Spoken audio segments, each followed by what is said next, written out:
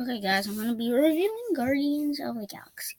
So let's get right into it. So, when I saw the trailer and when I just figured out that this is happening, I was like, what? This is in the MCU? Because at the time, it's always been about the Trinity and the Avengers and obviously Incredible Hulk.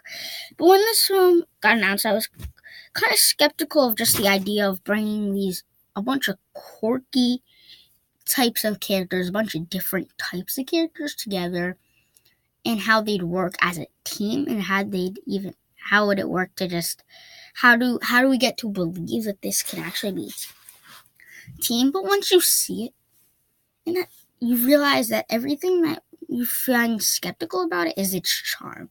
The charm is that it's a bunch of different people who you wouldn't expect, who are completely different personality, tone, looks,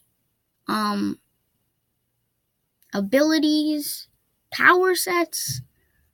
And yet, once you see the story unfold, because of its very unusual type of movie, it elevates its love, and it feels like you could get a lot done. Shockingly, it's only exactly like 2 hours long. So it's not like it's one of the longest MCU films, but it is one of the best.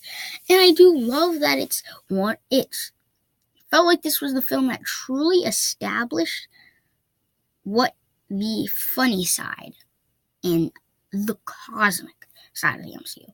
See, because at that point, yeah, you got the Thor films, but I didn't think the Thor films spent a lot of time on Earth or Asgard. It didn't truly establish much of the cosmic realm. But once you get to the Guardians of the Galaxy, they go full out wacky and cosmic. In which it felt like this film, if you were to rewatch all the MCU films in order, you will find that this film is really refreshing, as it is one of the most rewatchable, enjoyable, and in many moments, some of the most emotional, with Peter Quill's mom's death, with Groot dying, and seeing Rocket have emotion.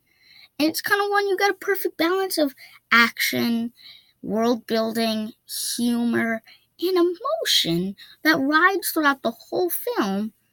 And I think every single character of the Guardians is either lovable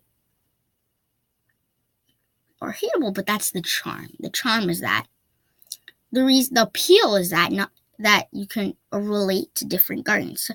You could relate to Groot or Gamora or Quill or Drax, and I think that's really powerful.